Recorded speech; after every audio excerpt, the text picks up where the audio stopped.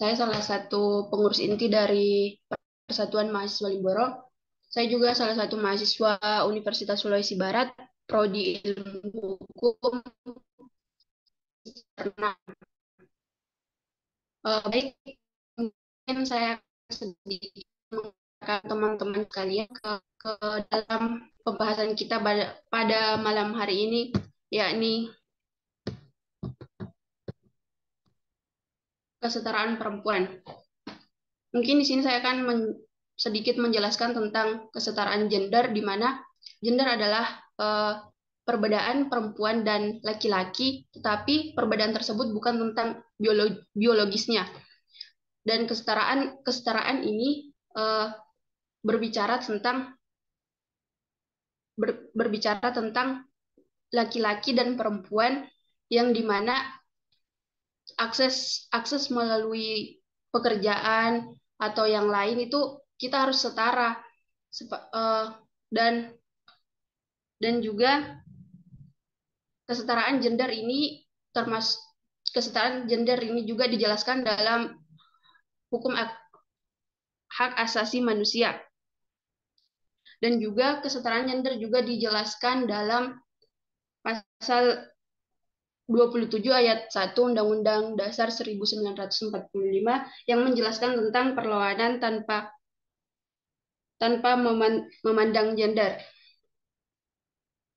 Nah, mungkin saya akan sedikit menjelaskan pengalaman saya sebagai perempuan daerah yang dimana di di daerah saya itu kebanyakan perempuan seumuran saya yang ketika perempuan itu lulus lulus dari sekolah seperti SMK atau SMA, pasti kita akan dipertemukan, bukan dipertemukan sih, cuman kita pasti disuguhkan dengan sebuah perjodohan. Tetapi menurut saya itu adalah eh, sesuatu perlakuan di mana perempuan itu seakan di apa sih, semua seanggap bahwa perempuan itu hanya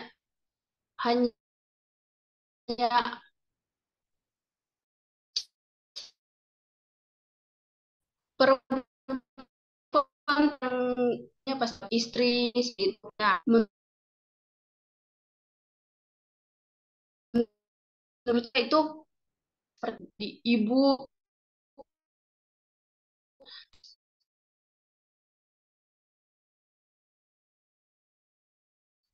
karena aku dari anak kita, ke depan kita itu kita tidak seperti kejadian-kejadian yang seperti sekarang yang sering terjadi sekitar seperti pelecehan seksual, terus anak-anak SMP itu pada merokok, narkoba. Nah, eh, mengapa kemudian kita membahas tentang kesetaraan gender agar perempuan-perempuan ini tidak hanya perempuan-perempuan ini juga dapat mendapatkan ilmu, terus melanjutkan pendidikannya sampai ke jenjang yang dia mau, terus cita-citanya juga dapat tercapai. Nah, eh, terus pengalaman pribadi saya mungkin kemarin sebelum pas lulus saya juga hampir tidak melanjutkan ke jenjang perkuliahan.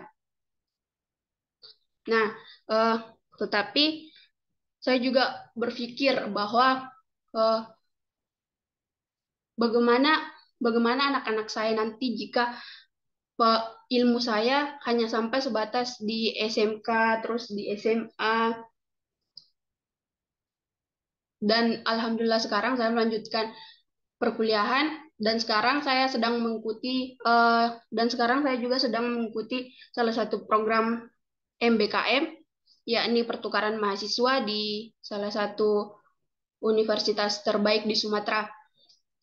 Dan menurut saya itu dapat saya ceritakan kepada anak-anak saya agar mereka tuh termotivasi dan terinspirasi. Tuh, tawa ini mo is dan dan nasa bibian tawa surat tawa ini mo ya Ira, Nah, lagas na eh, Ira deh. Bida. Tato dini ay bada. Sama, repot sama tuh. Dito ni ana Ira fikri tato dini jawab udah. Be. Nah, udah suruh berubah ya. Dapat kau cak itu tes. sih.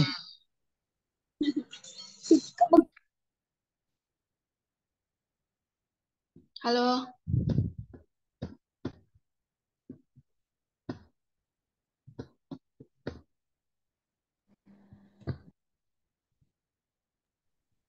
Oke, lanjut Kak Fardas.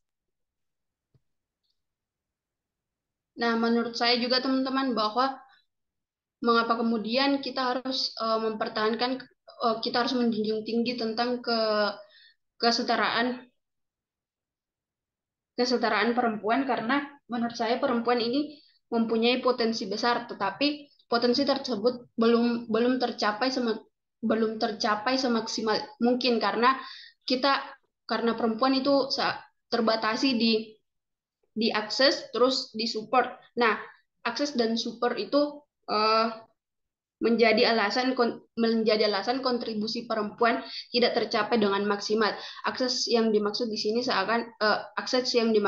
adalah akses untuk masuk di pekerjaan seperti pekerjaan yang pekerjaan yang di atas tuh pasti mindset mindset yang mindset mindset mindset mindset yang berada di kantor itu seakan dia perempuan dia pasti nggak bisa ini nggak bisa selesaiin yang kayak begini. Mungkin itu saja yang dapat saya jelaskan. Untuk lebih jelasnya lagi, saya serahkan ke narasumber kita pada malam hari ini, yakni Ibu Dr. Andes Nurfadila SKM MKM. Oke, terima kasih Kak Fardas. Luar biasa sekali ya teman-teman. Oke, mungkin teman-teman karena sudah mendengarkan penghantar dari Ketua Umum Pemali atau Kak Fardas, mungkin teman-teman bisa menyiapkan pertanyaan ya, pertanyaan seputar tentang kesetaraan gender dan kesetaraan perempuan. Oke, kepada Ibunda Nur Fadila atau Kak Ade, saya persilahkan dengan hormat. Silakan Kak. Oke, makasih Kak Mesya. Mohon izin ya Kak Fardas. Bismillahirrahmanirrahim. Assalamualaikum warahmatullahi wabarakatuh. Alhamdulillah wassalatu wassalamu ala Rasulillah. Ini webinar pertama, ya reunian pertama ya sama Kak Mesya nih. Kapan ya terakhir kita ketemuan di Mamuju tuh? 3 bulan mungkin ya, 3 bulan atau 4 bulan yang lalu kali ya. Kak Mesya tuh kelas berapa ya Kak? Iya, kelas 11. Oh, kelas 11. Oke, berarti waktu itu Mas udah kelas 11 memang ya. Oke. Kalau Kak Fardas semester berapa? Semester 6, Bu. Oh, oke. Mudah-mudahan lancar ya studinya. Tepat waktu kalau bisa before time ya. Bisa lebih awal. Kan udah ikutan MBKM juga nih. Oke, selamat ya buat kakak-kakak semua yang sedang melaksanakan studi. Terima kasih tadi Kak Fardas cerita tentang situasi di Mamuju ya. Kemarin kita sempat diskusi juga bahwa memang em, kompleks ya permasalahan di Mamuju ya. Salah satunya itu tadi yang disebutkan pernikahan anak. Tapi sebenarnya bukan hanya di Mamuju loh Kak. Saya ke lokasi bencana misalnya di wilayah-wilayah lain bahkan di Pulau Jawa ya. Kemudian nanti di Lombok, di Sulawesi yang lain ya, di Palu Sigi Donggala misalnya. Nah, itu malah mereka lulus SD, Kak. Lulus SD dijodohin katanya. Jadi kalau udah selesai dapat ijazah SD, kemudian mereka sudah malu-malu untuk keluar dari rumah. Karena kalau dia bertemu dengan eh, laki-laki gitu ya, nanti suka diledekin atau bahkan mungkin sama orang tuanya langsung diarah-arahkan gitu supaya mereka menikah gitu ya. Seperti tadi yang dijelaskan sehingga kesempatan belajarnya jadi berkurang. Oke, kita kenalan dulu mungkin ya. Ini teman-teman di sini sepertinya sebagian besar saya belum kenalan, nanti kita bisa perdalam ya. Boleh gantian share screen ya, Kak ya? Boleh, boleh Kak. Oke, bentar. Saya, nah, saya kenalan diri saya dulu ya.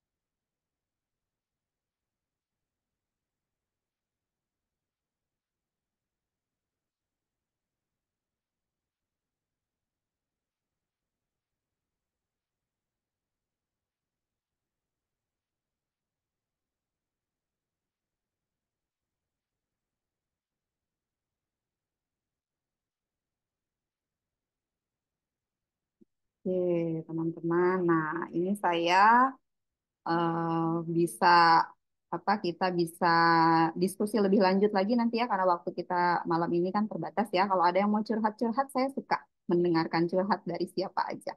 Ya, boleh bergabung di apa Instagram, di TokTok ya, TikTok atau di YouTube juga ada channel YouTube-nya.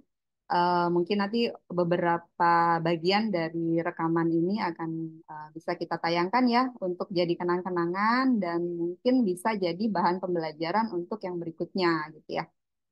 Baik, nah di sini saya tadi menceritakan bahwa saya adalah eh, seorang dosen ya, pengajar di Fakultas Kesehatan Masyarakat Universitas Muhammadiyah Jakarta. Kalau Kak Fardas tadi dari Fakultas Hukum ya Kak ya.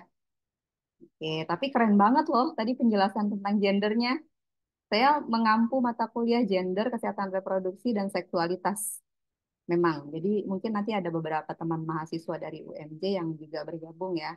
Kemudian tadi saya jelaskan di sini latar belakang saya, pendidikan saya dari UMJ, kemudian UI, dan terakhir Universitas Negeri Jakarta, Rawamangun. Kemudian saya juga eh, ikut ikut berkontribusi di beberapa organisasi otonomnya Muhammadiyah dan kalau di Muhammadiyah di beberapa proyeknya MPKU ya Majelis Pembina Kesehatan Umum ya. Makanya kemarin ketemu sama Kak Mesya di acara itu kegiatan apa proyeknya MPKU. Gitu ya. Baik, Iya Kak. eh, gimana Kak Mesya masih ingat Ingat banget Kak. apa yang diingat berantemnya katanya ada insiden tapi seru ya. Oke. Nah, teman-teman, kita hari ini akan menggunakan Mentimeter. Nah, buat teman-teman yang sudah pernah join tentu akan udah pernah pakai ya Mentimeter itu akan silakan diulang lagi. Nah, kalau teman-teman yang baru nggak apa-apa, kita coba ya. Teman-teman bisa bisa kita bayangkan dulu. Ups.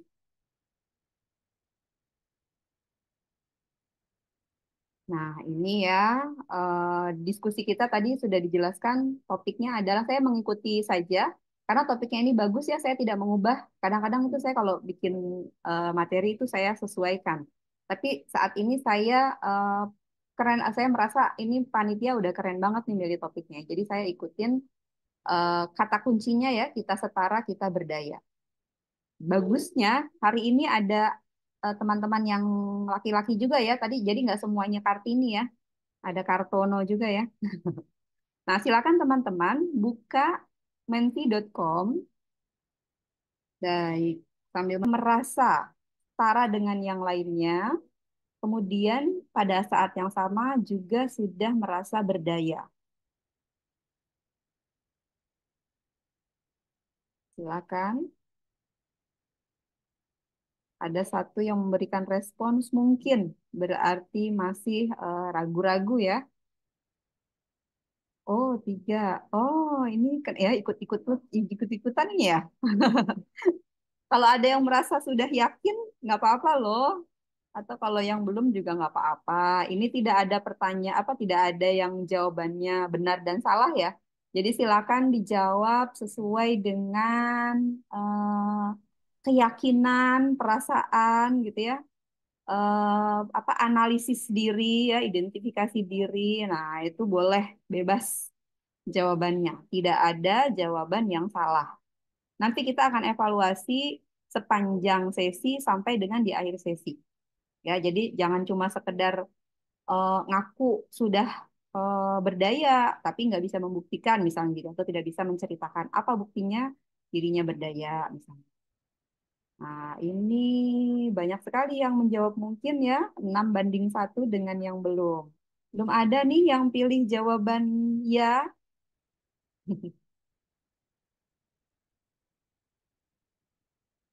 Oke, kita lanjutkan ya. Pertanyaan berikutnya. Kenapa ya kira-kira? Oh, sebentar, kita ke pertanyaan ini dulu. Kenapa kita merasa bahwa merasa tidak yakin gitu ya, bahwa dirinya, wah malah yang belum yang bertambah nih.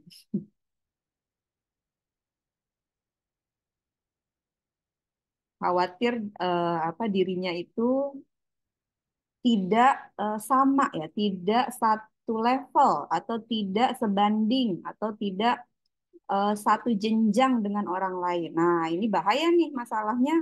Kita harusnya tidak boleh merasa minder kan ya. Nah, tapi kenapa kita merasa minder? Nanti kita akan lihat. Oke, kita lanjutkan. Baik, sekarang kita lihat definisinya. Menurut teman-teman ya, menurut saya setara dan berdaya itu artinya apa? Setara itu apa? Kemudian berdaya itu apa? Tadi beberapa kata kunci saya sudah sebutkan ketika membahas pertanyaan yang pertama mungkin. Tapi kalau teman-teman punya pendapat yang lain, silakan. Seperti tadi diberikan contoh juga nggak apa-apa. Boleh dikasih contoh, tidak harus definisi ya. Apa yang teman-teman rasakan ya, apa yang teman-teman persepsi ketika mendengar kata setara dan berdaya. Yuk,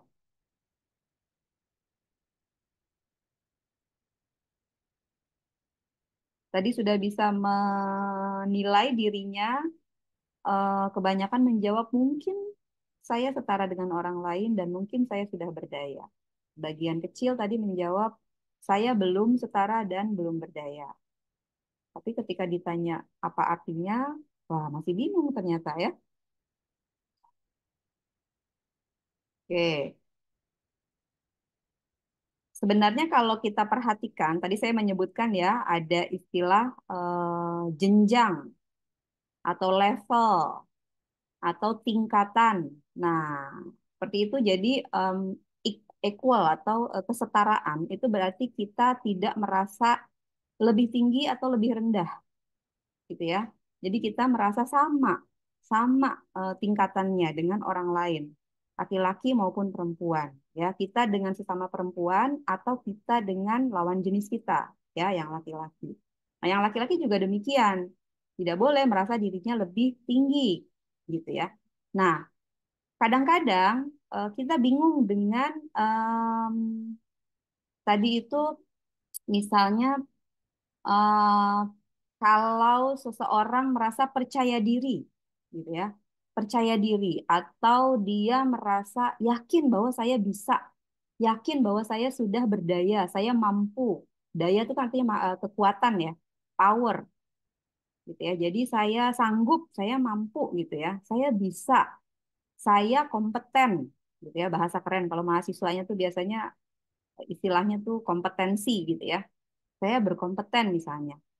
Nah, kemudian percaya diri ini keyakinan kita atas diri sendiri. Tapi kalau kemudian kita menganggap bahwa misalnya ada seseorang juara, lalu orang lain itu teman-temannya memberikan selamat gitu ya atas kemampuan dia mencapai prestasi itu. Atau Kak Fardas tadi jadi ketua misalnya gitu ya. Nah, kalau seorang yang juara tadi atau seorang pimpinan tadi menganggap bahwa orang lain berada dalam posisi yang lebih rendah dari dirinya, atau dia mungkin mengejek ya orang lain, kamu nggak mungkin kan bisa seperti saya. Nah, itu berarti dia sudah menganggap dirinya lebih tinggi ya. Itu dia yang kita sebut sebagai angkuh atau sombong. Jadi percaya diri dengan angkuh itu sesuatu yang berbeda. Nah, ini sudah ada respons nih. Setara adalah sesuatu yang ukurannya sama. Sedangkan berdaya adalah kemampuan untuk bertindak. Oke, makasih Kak. Sudah memberikan respons. Ya, yang lain masih boleh memberikan respons ya. Kita lanjutkan. Nah, menurut teman-teman, bagaimana nih caranya supaya saya lebih berdaya? Misalnya pada momen Ramadan kemarin, dibandingkan dengan saat ini kita sudah masuk di Syawal. Gitu ya. Kalau kata Ustadz kan Ramadan itu salah satu maknanya membakar gitu ya, membakar keburukan, kejahatan gitu ya, kelemahan gitu ya, sifat-sifat yang tidak baik dalam diri kita. Kemudian kalau Syawal itu artinya meningkat, peningkatan gitu ya, berubah menjadi yang lebih baik. Nah, menurut teman-teman, tadi tuh kemampuan untuk bertindak atau perilaku apa yang berubah gitu ya dari sebelum Ramadan, kemudian Ramadan sampai dengan saat ini, Syawal. Ada nggak yang teman-teman identifikasi itu menjadi lebih baik? Silakan ditulis. Misalnya, Nggak bisa, oh nggak bisa diketik ya? Nggak bisa diinput ya? iya. Oke, baik. Boleh boleh diceritain aja.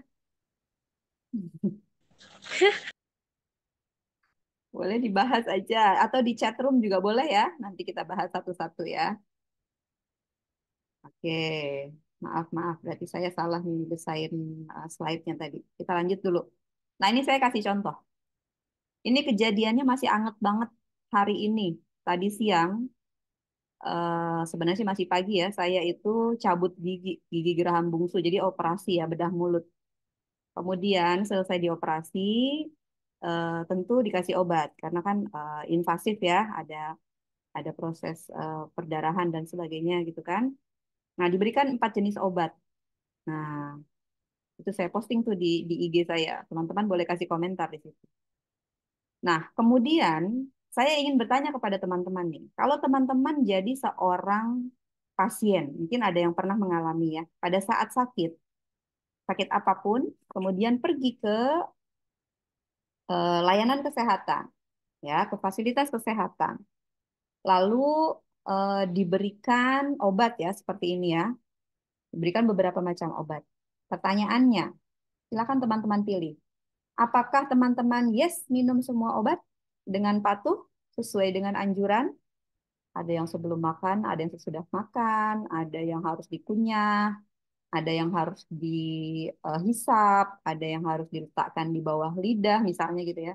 Ada yang harus dihabiskan misalnya, ada yang dosisnya sekian 1 kali sampai 3 kali misalnya. Nah, semuanya diminum atau no, saya tidak mau minum obat, saya cukup bertanya kepada dokter saja tentang penyakit saya karena saya khawatir dokter itu salah diagnosis misalnya gitu ya.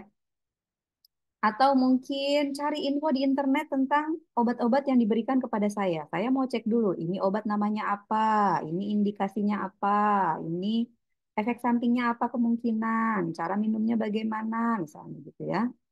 Atau mungkin saya tanya tanya second opinion. Second opinion itu artinya seseorang yang kualifikasinya sama, minimal sama, atau lebih tinggi dari orang yang memberikan first opinion tadi, yang memberikan obat.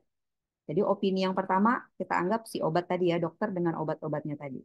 Second opinion berarti harusnya sih sama.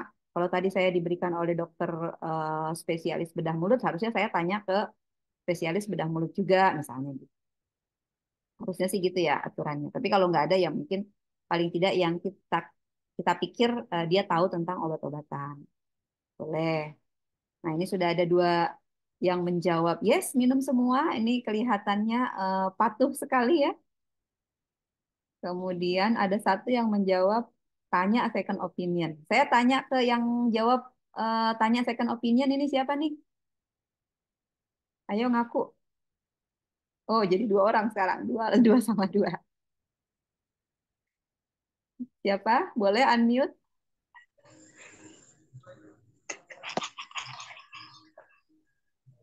Ayo, Kak.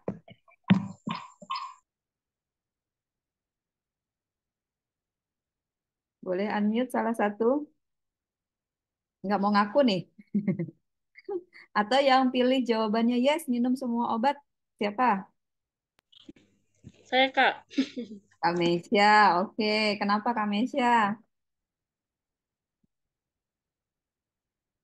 Sayang ya, udah bayar. Udah capek-capek antri. Kenapa ya?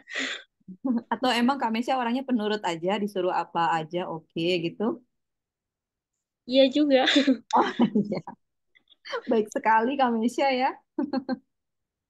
Baik, makasih Kak Mesya.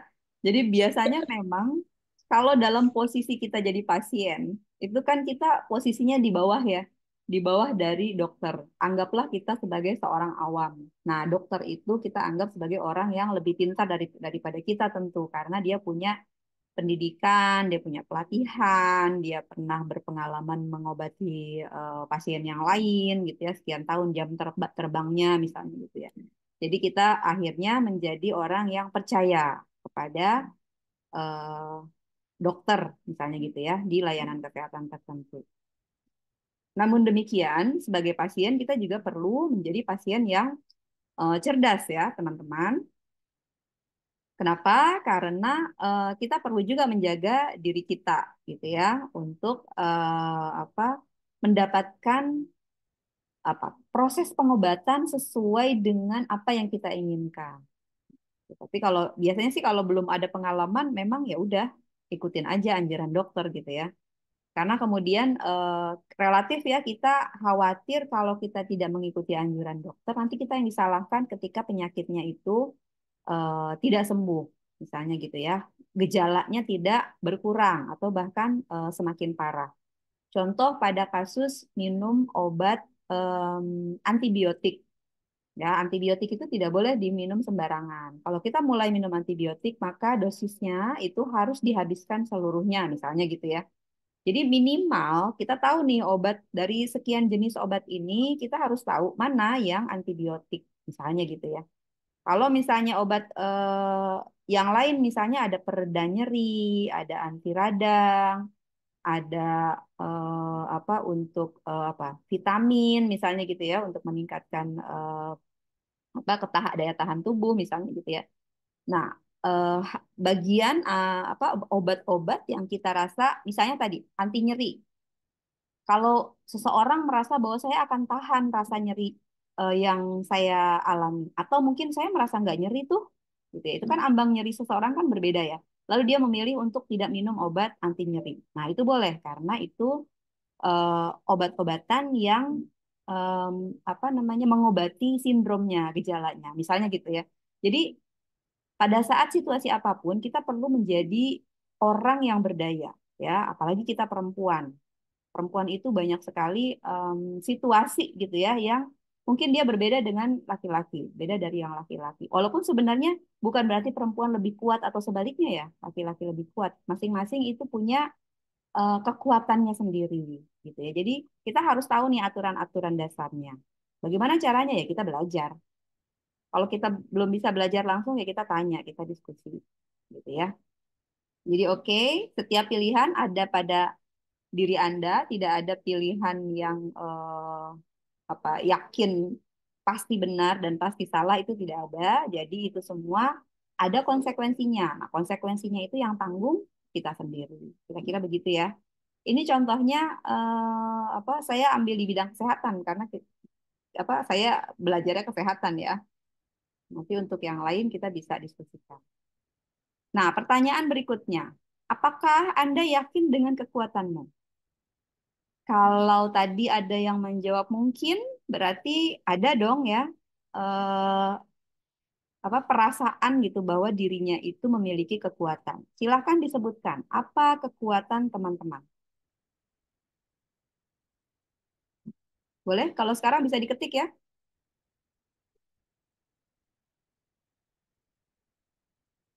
Bisa diketik di gadgetnya teman-teman.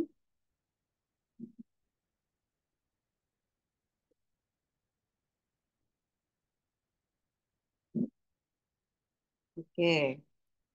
Sekarang sambil menunggu respons teman-teman, saya akan menceritakan misalnya ya, saya memberikan contoh nih. Contohnya pada diri saya, tadi saya menceritakan di awal ya, memperkenalkan diri, kekuatan saya kreatif. Wow, keren-keren. Kreatif tuh, udah ada contohnya ya, neokorteks kanan, intuiting. Jadi kalau saya eh, terakhir saya melakukan tes untuk menentukan ya, melihat, memotret gitu ya, kekuatan saya ada di mana. Kemudian saya menemukan bahwa dengan ukuran-ukuran ya, dengan pengukuran tertentu, metode tertentu ya namanya Stephen ya, dengan menggunakan alatnya, itu saya mengidentifikasi diri sebagai seorang feeling. Nah, feeling itu em, mesin kecerdasannya itu mengarahkan ya pada bagian otak limbik sebelah kanan ya yang warnanya hijau nih, kasih tanda panah warna hijau. Nah, orang yang dominan limbik kanannya itu kekuatannya dalam mengendalikan emosi gitu. Jadi tadi saya bilang saya akan sanggup mendengarkan orang curhat apa aja tanpa saya terbawa perasaannya orang itu. Jadi saya tetap stabil. Contohnya seperti itu ya. Kemudian saya bisa meredakan emosi diri saya sendiri dan bahkan emosi orang lain. Nah, bagaimana caranya? Ya berlatih gitu ya.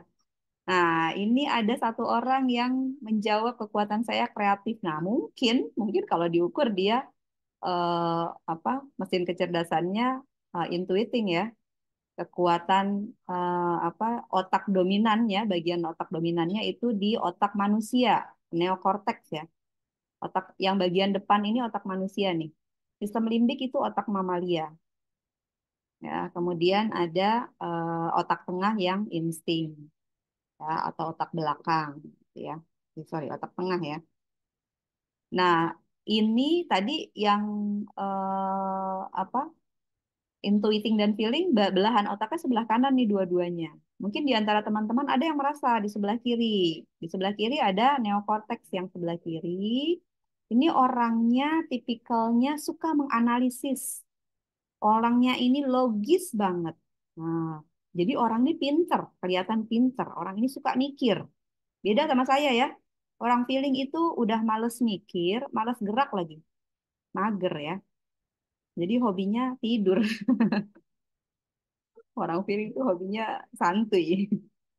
Tapi kok kelar gitu. Dia kalau melakukan sesuatu cukup efisien juga gitu. Oke, itu kalau yang neokortek kiri. Ini ada yang aku nih analitis. Oke, dia pemikir berarti ya, logika.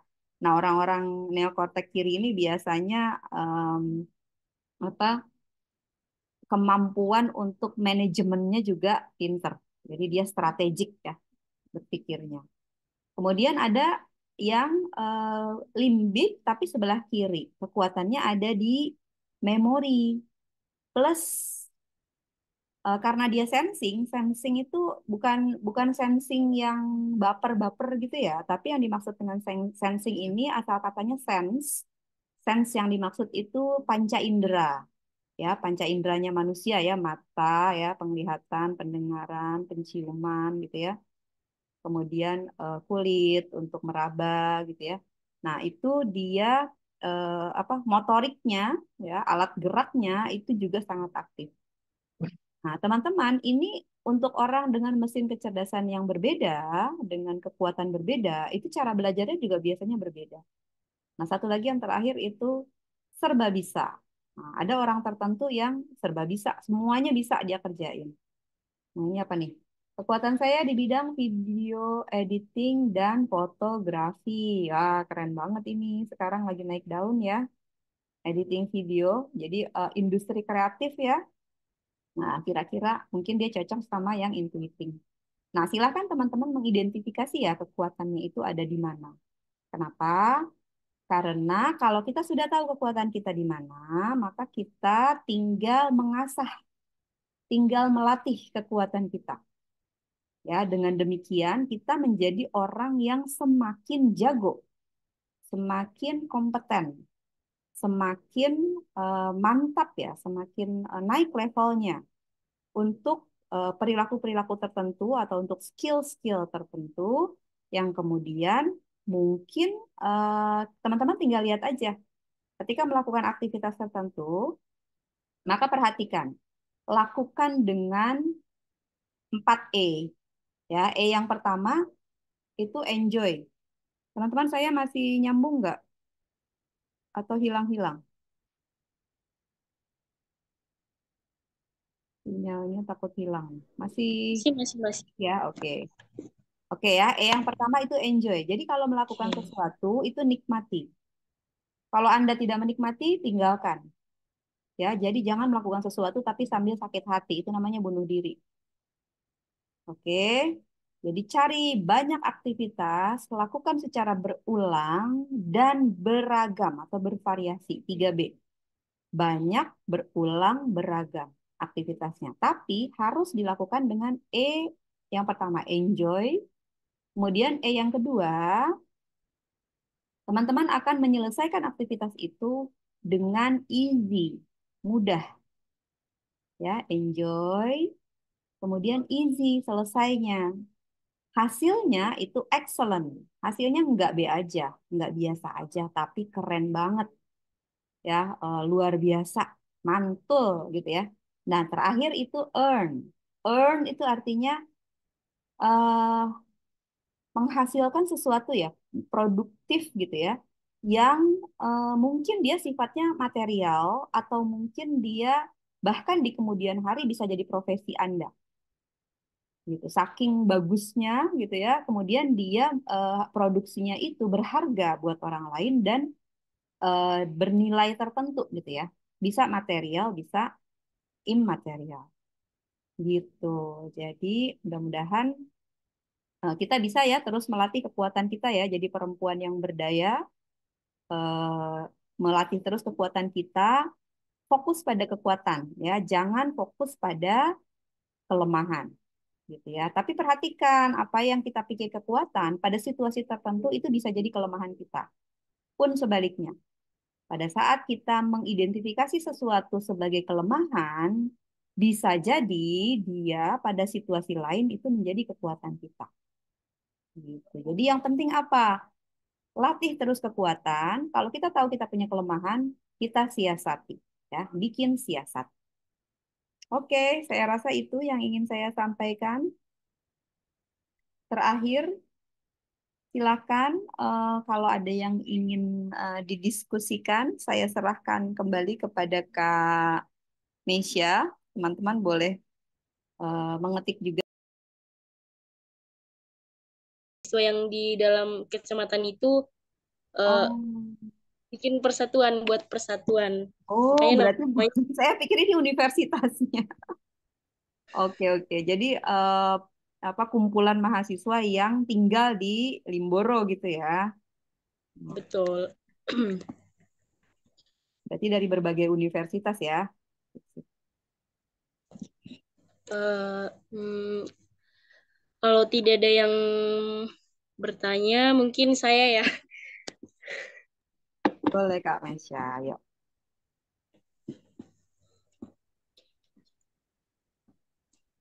Sebelumnya saya mau cerita Kak tentang kemarin baru-baru saya sempat menjabat di sekolah Muhammadiyah, menjabat sebagai ketua umum di Ortom itu penting. Nah, di anggota saya pada periode kemarin itu perempuan semua, tidak ada laki-laki. Nah, karena semuanya itu perempuan, banyak yang mempermasalahkan karena katanya eh, cacat kepemimpinanmu itu kalau tidak ada laki-laki.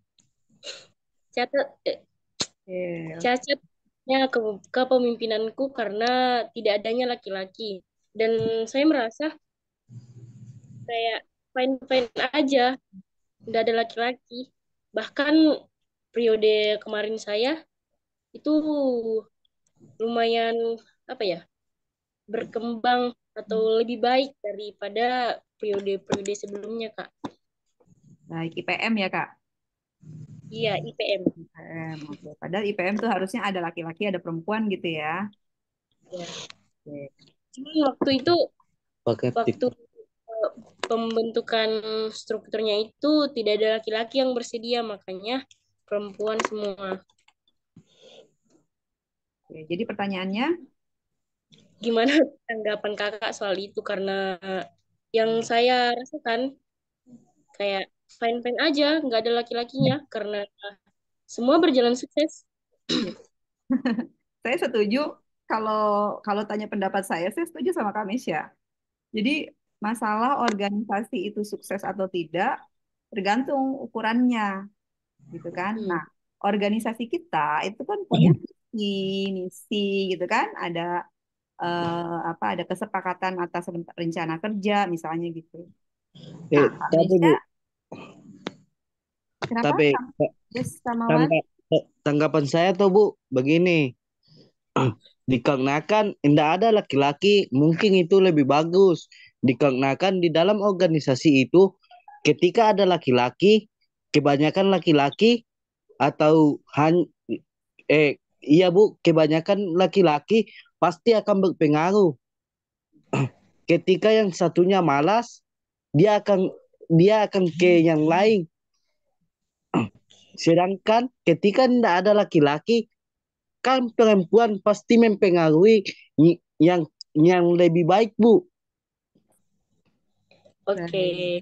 Tapi Oke. ada juga, tapi ya tidak semua laki-laki begitu. Tapi, Oke. Betul.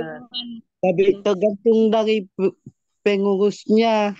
Tuh bagaimana? Apakah aman selama jadi kepengurusan atau enggak? Mungkin cuma itu, Bu. Sekian. Oke, terima kasih Kak Mawan. Pendapatnya baik sekali ya. Jadi tetap diperlukan laki-laki gitu ya harapannya ya. Kalau ada laki-laki pasti akan lebih baik. Saya sepakat juga nih sama yang ini. Pasti akan lebih baik kalau ada laki-laki. Kenapa? Karena laki-laki sama perempuan itu memang punya karakteristik yang berbeda gitu ya. Kalau tadi saya bicaranya dari sisi mesin kecerdasan tadi ya. Mesin kecerdasannya itu bisa dimiliki oleh laki-laki, bisa dimiliki oleh perempuan. Tetapi memang secara genetika itu berarti sesuatu yang tidak bisa diubah nih. Sesuatu yang dari lahir sampai mati, ya begitu. Salah satunya tadi itu jenis kelamin. Kemudian tadi juga yang saya contohkan, mesin kecerdasan itu tidak berubah dari lahir sampai mati. Pola apa namanya? Pola berpikir ya, cara berpikir seseorang itu dia sama sebenarnya. Tetapi masalahnya, mereka kalau nggak tahu karakteristik dirinya, itu sangat dipengaruhi oleh lingkungan. Nah, itu tadi yang dikeluhkan oleh Kak Mesya dan juga disebutkan oleh Kak Mawan. Gitu. Masalahnya adalah di lingkungan kita, ketertarikan mungkin ya. Mungkin saya menerka ini ketertarikan para laki-laki untuk ikut dalam organisasi tertentu itu kurang apa ya, kurang semangat gitu ya. Atau mungkin Hmm. dia merasa, ih ketuanya perempuan, males ih jadi anggota, misalnya gitu kan. Males ih jadi bawahannya perempuan misalnya gitu. Akhirnya pada saat rekrutmen pengurus, formaturnya yang datang semuanya perempuan misalnya gitu ya. Tapi sebenarnya ya itu tadi situasi yang kita tidak bisa ubah ya kita eh, harus terima aja. Kita nggak bisa marah-marah juga, kemudian kita nggak bisa juga maksa-maksa orang untuk memposisikan dirinya gitu ya. Kamu jadi anggota saya dong gitu kan.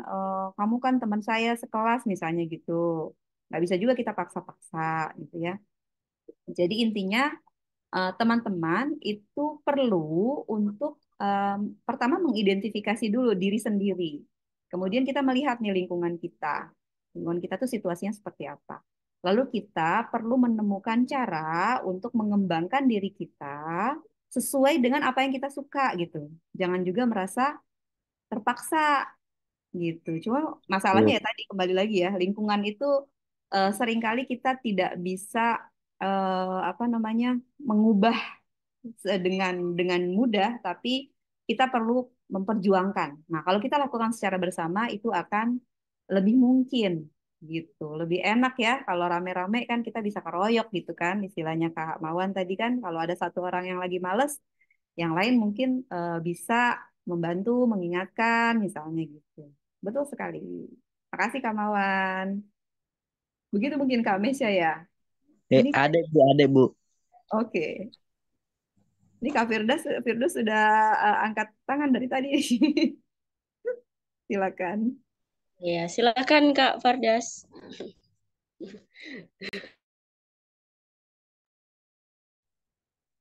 Baik, sebelumnya terima kasih kepada moderator.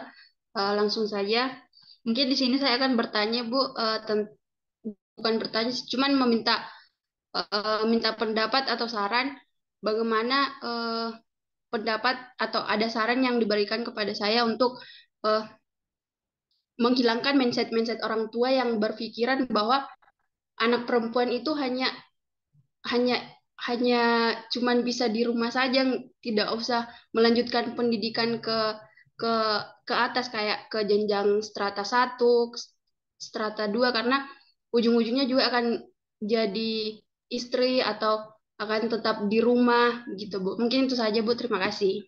Baik, makasih Kak Fardas. Ini keren nih pertanyaannya ya.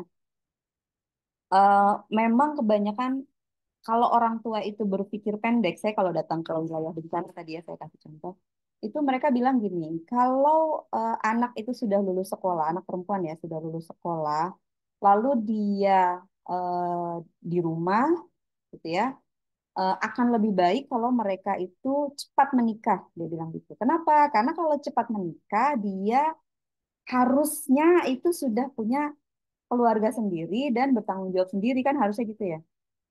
Nah, masalahnya kalau baru lulus SD, lulus SMP, lulus SMA, apakah dia bisa langsung mendapatkan penghasilan? Gitu kan ya. Akhirnya ketika saya tanya, ibu anak udah lulus SD terus dinikahin. Kemudian setelah dia menikah, mereka tinggal di mana? Tinggal di rumah orang tuanya. Kalau nggak yang laki-laki, ya orang tua yang perempuan. Oke, lalu apa yang mereka kerjakan? Ya kalau dia punya sawah, dia pergi ke sawah atau ke kebun. Kalau dia ke apa nelayan, ya dia ikut melaut dengan orang tuanya gitu. Berarti kan dia masih ikut dengan orang tuanya. Apakah itu tidak tetap menjadi beban orang tuanya? Gitu. Akhirnya mereka sadar iya juga ya gitu. Jadi sebenarnya menikahkan anak itu bukan berarti menghilangkan dalam tanda petik beban ya. Kalau anak itu dianggap sebagai beban. Yang penting adalah memandirikan anak gitu. Kalau kalau zaman sahabat mungkin ya zaman dulu itu kalau orang Arab yang saya dengar itu budayanya mereka itu dilepas di gurun pasir gitu. Jadi anaknya itu ketika mereka sudah akil balik gitu ya, itu disuruh mencari penghidupan sendiri. Ya mirip-mirip ya sama dunia barat, cuman kalau di dunia barat itu kan dia terlalu liberal ya, 18 tahun kemudian ya udah keluar dari rumah, nggak boleh tinggal di rumah justru kemana gitu terserah dia mau ngekos mau ke apartemen terus mau kerja apa itu orang tuanya udah nggak ngurus lagi misalnya gitu. Kita kan nggak seperti itu juga ya. Nah tapi orang Indonesia juga ya itu beda-beda ya.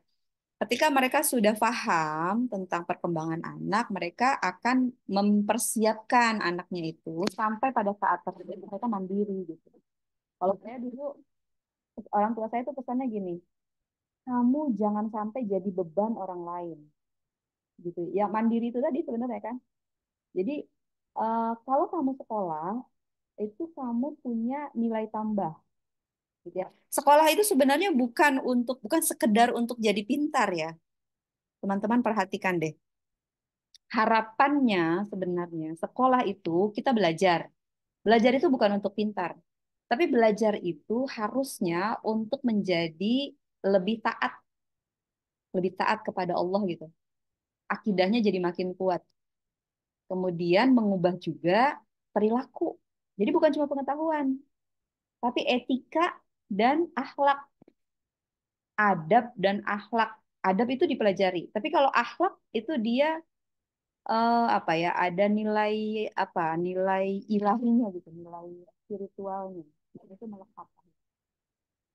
Jadi yang yang dimaksud tadi, termasuk kompetensi tadi, berdaya itu tadi ya, power, empowerment itu datangnya dari mana? Dari pendidikan. Jadi education is power, education is empowerment. Pendidikan itu bukan harus selalu kuliah, tidak harus selalu kuliah.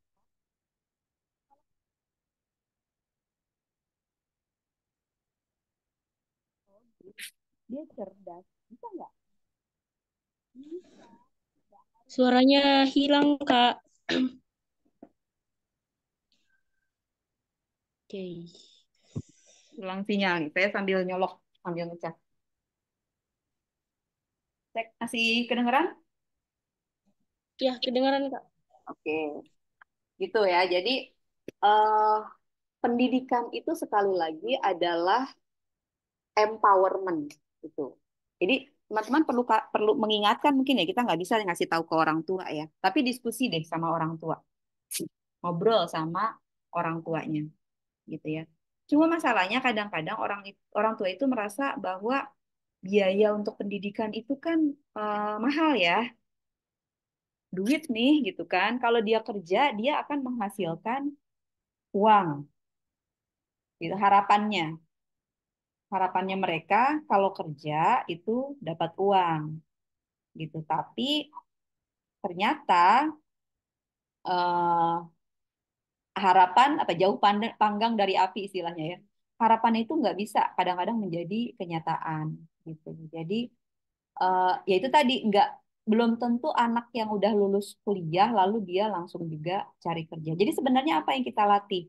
Kemampuan seorang anak untuk menyelesaikan permasalahannya dia gitu. Jadi dia belajar, kita belajar nih, belajar di SD, SMP, SMA, di bangku kuliah, itu untuk menyelesaikan permasalahan kita sehari-hari. Masalahnya anak SD sama nggak dengan anak SMP? Sama nggak dengan anak SMA? Sama anak kuliah? Tapi bukan berarti kita dari satu jenjang ke jenjang lain terus cari, cari masalah baru. Enggak kan? Enggak juga gitu. Jadi kalau sebelumnya kamu ada masalah, harusnya, tadi tuh yang saya bilang, syawal ya, peningkatan gitu. Saya kemarin bermasalah dengan ini gitu. Nggak boleh besok-besok bermasalah lagi gitu. Walaupun semuanya nggak instan ya. Biasanya orang langsung mikirnya tuh ya tadi itu kan uang gitu ya. Saya melewati jenjang-jenjang seperti itu. Saya lulus kuliah. Kalau ya qadarullah ya alhamdulillah banget saya sih sebelum lulus kuliah itu udah eh, apa ya hampir nggak pernah ngelamar kerja. Saya justru kalau ngelamar kerja nggak lulus. Dan saya berharap nggak lulus. Jadi saya tuh disuruh diminta gitu loh. Kalau kalau pas mau lulus saya diminta kerja. Walaupun penghasilannya itu kadang-kadang nggak sesuai ekspektasi kita juga ya. Tapi pada akhirnya itu akan ada prosesnya gitu. Saya mengerjakan sesuatu ini teman-teman yang ikut aktif di organisasi itu menghasilkan duit atau ngabisin duit? Habisin duit sih, Kak. Ngabisin duit. Kamu merasa rugi apa enggak? Oke. Kalau dilihat dari duit rugi ya. Tapi kenapa nggak berhenti?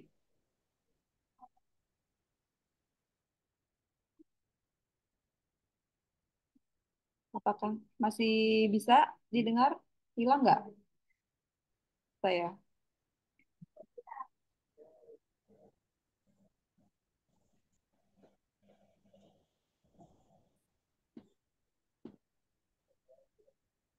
Cek, Oke. Ya. Bisa? Kedengeran suaranya? Hilang ya tadi ya? Iya. Udah Oke, ada, Kak. udah ya. Baik, jadi mungkin kalau secara keuangan olah-olah tuh nggak ada hasilnya gitu. Tapi kamu sebenarnya lagi investasi, Kak. Dari mana investasinya? Kamu investasi untuk tadi tuh belajar bernegosiasi dengan orang lain, ya kan? Kamu tambah teman, Iya, kenal dengan guru, kenal dengan saya, ya kan? betul Jauh betul. loh, Jakarta sama Mamuju, aduh, dari Makassar terbang lagi, kayak pesawat kecil, gitu kan? Bisa ketemu sama orang lain yang mungkin menginspirasi gitu. Ya, jadi tidak berarti eh, kita merasa bahwa hilang nih uang saya gitu. Enggak. Nah, ini lagi nih, mungkin nanti perlu bikin acara ya khusus untuk pengetahuan tentang atau literasi finansial. Ya, jadi masalah orang tuh kalau mikirin duit itu cuma keluar masuk. Gitu kan ya? Dapat duit atau ngabisin duit. Gitu doang kan. Tapi kan kamu harusnya ngerti, dapat duit itu sumbernya apa aja. Ngeluarin duit itu apa aja. Nah, pendidikan itu seolah-olah menghabiskan uang, tapi padahal itu akan menjadi investasi kamu di kemudian hari. Gitu, Kak. Jadi nggak sama seperti kalau kita membahagiakan orang tua atau kita sedekah. Nah, itu seolah-olah kita menghabiskan uang, tapi padahal tidak. Kita lagi ngumpulin berkah. Hidup kamu akan berkah ketika kamu bersedekah dan berbakti kepada orang tua. Nah, kamu kalau lagi sekolah, jangan lupa minta doanya orang tua. Buat saya itu yang paling manjur. Kenapa? Saya tadi bilang, saya feeling ya. Orang feeling itu saya tadi bilang tidak suka gerak, tidak suka mikir. Males gerak, males mikir. Mageran banget saya. Males mikir coba. Kok bisa sampai S3? Kalau pakai logika itu nggak masuk. Jadi selama ini saya baru sadar, oh saya sekolah itu pakai perasaan. Karena otak saya otak limbik. Ya, otak saya otak belakang. Otak perempuan banget gitu. Begitu mungkin ya, Kak Fardas bisa didiskusikan dengan orang tua sendiri dan orang tua yang lain gitu ya. Bilang bahwa pendidikan itu bukan untuk menghabiskan uang. Kita akan memetik hasilnya di kemudian hari. Kalau anak kita pintar, anak kita berakhlak baik, berakhlak kalimah, pasti mereka akan berbakti.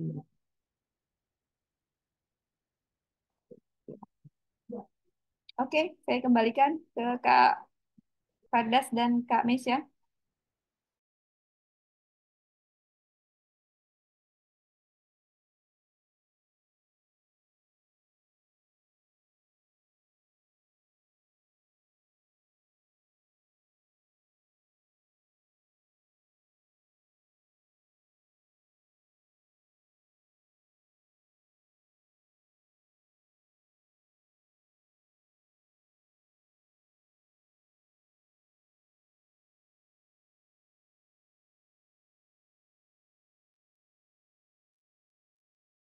Kalau kalau Kak Fardas kemarin menjawabnya bagaimana?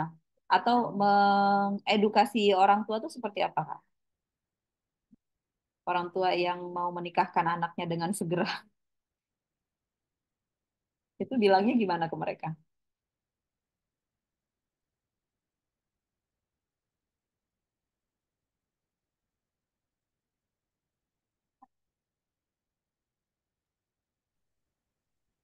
Iya, Bu, kenapa? Ya, jadi kalau kalau dalam situasinya Kak Fardas tadi, itu kalau bertemu dengan orang tua yang ingin segera menikahkan anak-anak mereka itu mengedukasinya bagaimana? Atau ngomongnya kayak gimana? Mungkin kemarin-kemarin kalau saya menemukan yang seperti itu, Bu, saya saya lebih memilih diam karena Hmm, saya berpikir tuh saya nggak punya punya power untuk ini. nggak Tapi tahu ya mungkin mau bilang apa gitu ya. iya, Bu, tapi Nggak mungkin berani. sekarang udah punya pengetahuan juga, mungkin bisa membantu teman-teman eh, jika kejadian seperti ini terulang lagi. Yes. Betul. Nah, teman-teman, kalau teman-teman perhatikan ya, mungkin Kak Fardas ini sebagai orang hukum ya di Fakultas Hukum itu bisa perhatikan deh. Kalau anak Sebenarnya kan 10 tahun dia sudah haid ya kalau zaman sekarang. Anak kelas 3 SD itu sudah haid. Bahkan 9 tahun anak kelas SD itu. Apa yang perempuan. Kalau yang laki-laki 10 tahun, 11 tahun itu sudah mimpi basah. Lalu misalnya dia lulus SD menikah, misalnya gitu ya. Lalu punya anak berarti kan di usia 13 tahun itu punya anak. Kebayang nggak tuh bagaimana mereka mengasuh anaknya? Apakah ya? Jadi anak-anak punya anak gitu loh maksudnya. Pastikan anak-anak yang jadi ibu ini harus diajarin sama si ibu senior gitu. Siapa ibu senior ya? Itu neneknya kan. Berarti kan dia jadi dalam tanda petik beban lagi kan. Dia harus menghidupi anaknya dan cucunya sekarang gitu kan. Satu itu. Yang kedua, kalau saya dulu dibilang gini sama ayah eh, saya itu ceritanya dulu gagap, jadi apa grogi gitu. Jadi nggak bisa nih saya ngobrol begini sama teman-teman gitu kan. Berapa nih ada 9 orang, 10 orang, 12 orang. Kemudian pada ngeliatin saya gitu ya, walaupun nggak kelihatan juga, sebagian nggak buka video. Tapi saya merasa diperhatikan gitu. Itu saya akan grogi tuh, sakit perut, nggak bisa berdiri, saya gemeteran gitu. Saya nggak kebayang bisa jadi dosen. Saya nggak kebayang bisa jadi guru gitu. Bahkan kayak gini, bikin webinar sama orang lain, orang yang jauh gitu ya, orang yang asing. Kemudian ayah saya bilang gini suatu ketika, Allahu yarham ya, ayah saya sudah wafat. Beliau bilang gini, Dek, kalau kamu punya uang, itu kamu gampang bersedekah. Amalnya itu jadi banyak karena kamu kaya.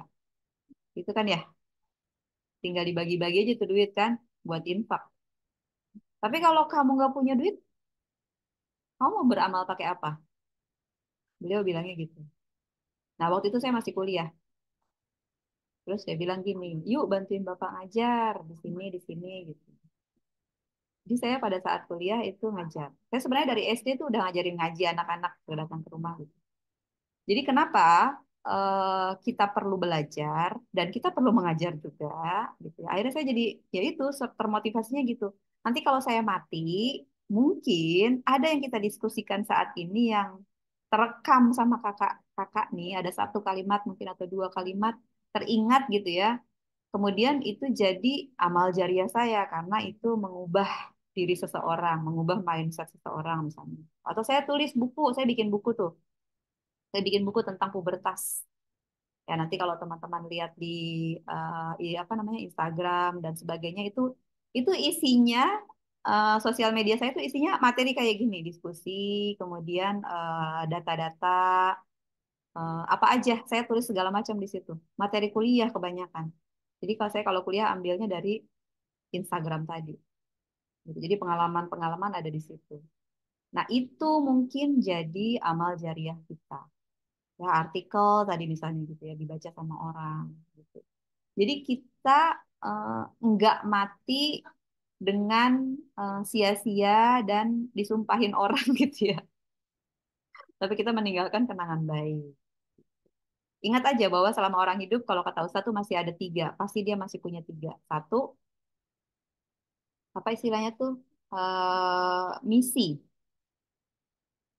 Dia itu punya tugas yang belum diselesaikan. Makanya dia masih hidup. Kemudian yang kedua, MRT. MRT. Misi, R-nya itu rezeki.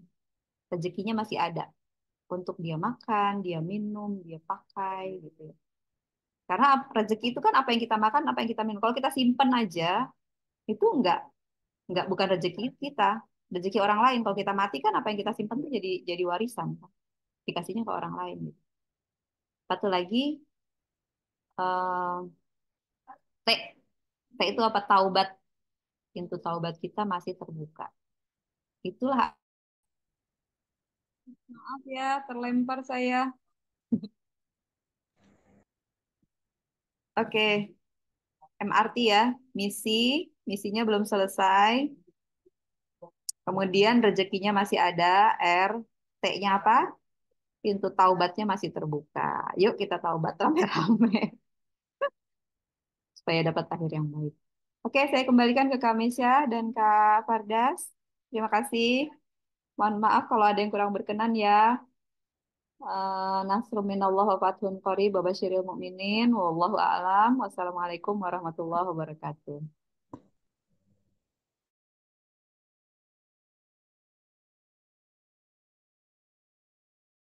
Nur Fadila maksudnya.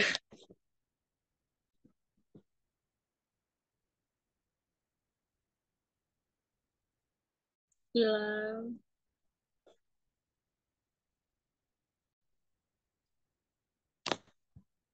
Nyambung. Ayo.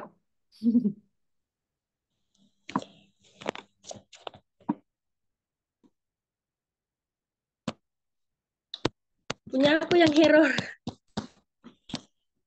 Kedengeran kok suaranya Kak Masya? Ini juga kelihatan. Oke, terima kasih Kak. Terima kasih yang sebesar-besarnya karena telah meluangkan waktunya untuk eh, memberikan materi pada malam yang spesial ini. Saya dari teman-teman pimpinan cabang Ikatan Pelajar Muhammadiyah Wonomulyo dan Walimboro mengucapkan banyak terima kasih kepada Kak Nur Fadila atau Ibunda Nur Fadila. Terima kasih. Sama-sama. Semoga Kak Nur Fadila tidak kapok. Enggak, Amin dah. lagi. Nanti Kak Mawan yang bikin ya. Diskusi tentang cowok-cowok.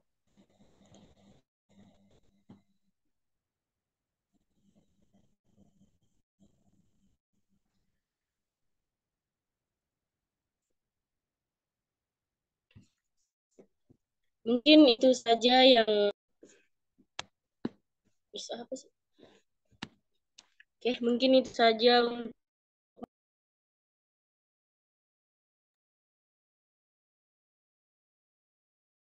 Oke deh, udah ditutup ya. Maaf ya, saya mental-mental. Belum Kak.